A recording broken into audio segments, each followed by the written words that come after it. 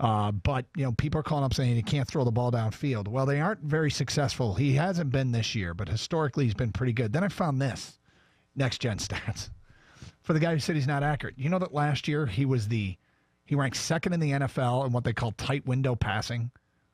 I don't know how they do this. The turkey hole passing? No, I don't know what he ranked in turkey hole passing.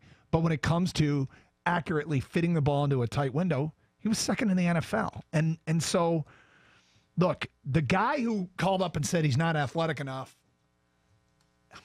you can win with this quarterback. It's very difficult to win with an unathletic quarterback who isn't great under pressure behind what is a offensive line that has taken on water in recent weeks. They weren't this bad at the beginning of the year.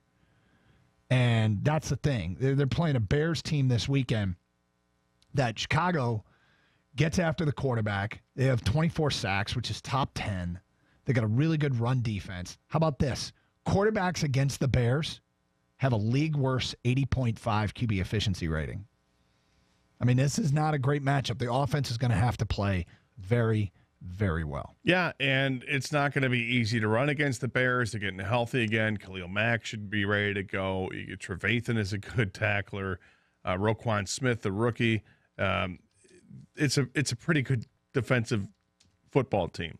Offensively is where the Bears give you a little bit of pause. But I have this question for Lions fans out there and football fans in general. How do you view the Bears? Because here they are. They're doing well in the NFC North right now, and I think people want to jump off any Lions bandwagon there is, and they probably jumped off a long time ago, and there's some people who have never been on. But jump off and they want to latch on to the next thing and say, well, the Bears are doing things the right way. And hard to argue with what they're doing defensively.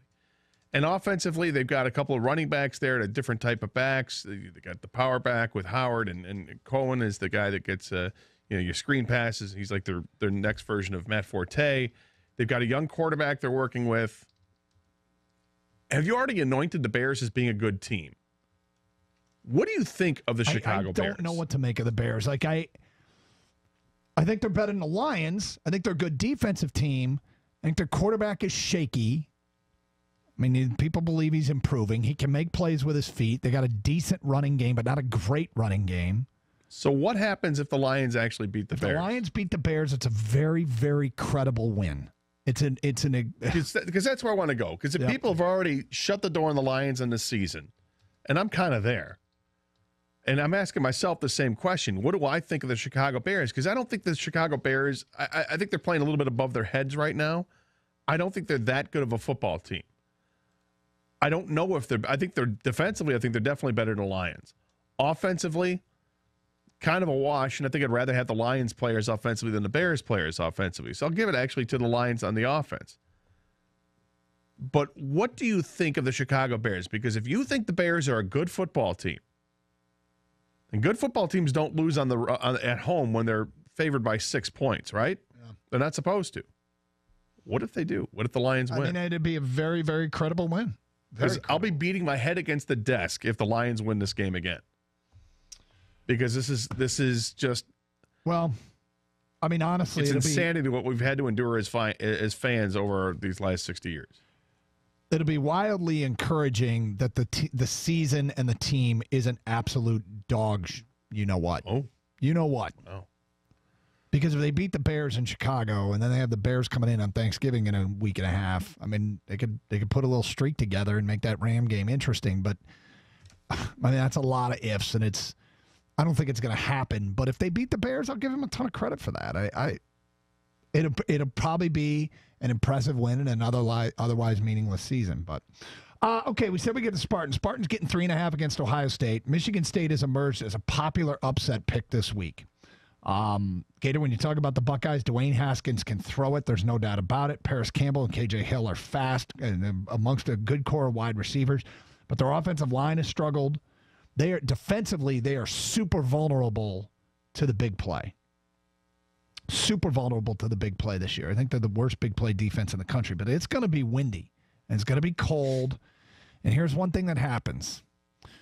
People buy tickets to go to games. They buy them weeks and months in advance. When you buy tickets, and this is something I think that's going to be interesting to see, the hometown fans are more likely to go, I'll just stay on my couch today. The road fans almost never, they're not going to stay in the hotel. They're going to go to the game. What kind of atmosphere do you think it's going to be tomorrow? I still think it'll be pretty good and pretty heavy Michigan State there because it is the Michigan State-Ohio State game. This is one of those games you say, well, just add another layer or two because it's Ohio State. I think you gear up for that game. I understand what you're saying. If this was, Maryland or Minnesota, something like that, you might be like, I don't know. It seems like it'd be really nice just to watch the game from my house. I also wonder. I would question Ohio State fans' commitment to this team right now. I think Ohio State fans.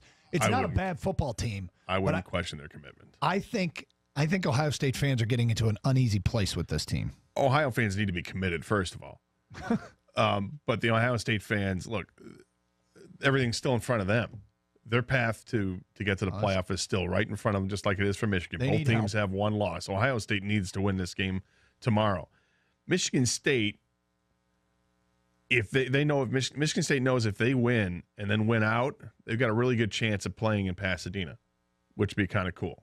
A nice reward for the season that you're like, wow, I did not expect this, 3 weeks ago to have this opportunity because this team decimated by injuries and not playing well, frankly.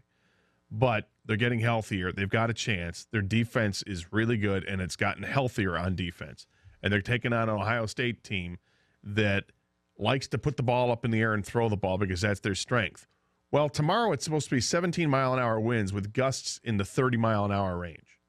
That's going to make it kind of difficult to throw. And if they want to throw it deep, good luck throwing it deep when you got wind like that. The footballs that are thrown can hang up in the air, and it allows the defense to get underneath it. So I think it's of paramount importance for both teams to be able to run the ball somewhat, or at least have a short passing game going.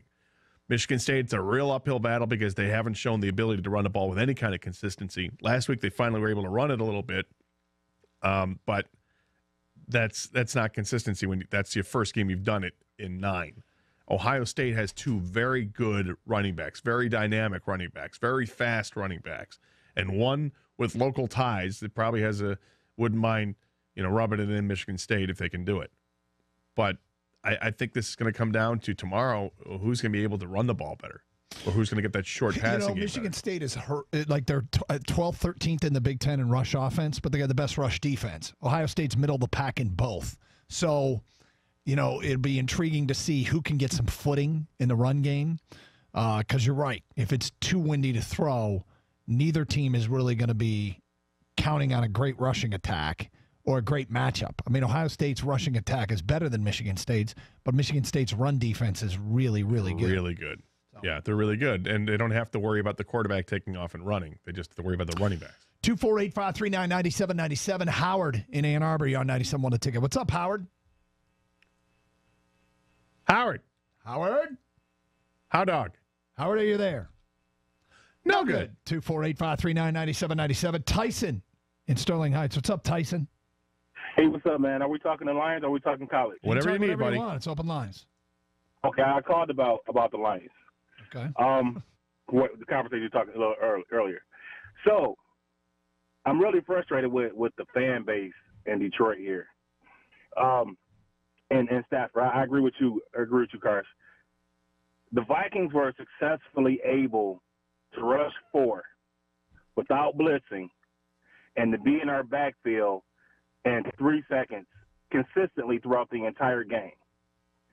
At the same time, because they rushed 4, they had coverage was just completely covered. 7 back there. There's no place to throw, and there's no time to throw it. Yet our fan base blames Stafford for this. Absolutely, he probably could have avoided a couple of the sacks, threw it away a couple of times or whatever, sure, but not 10 times. And we consistently go hard at Stafford. Stafford got shell-shocked in the game there, Tyson. I mean, half those sacks were on the offensive line.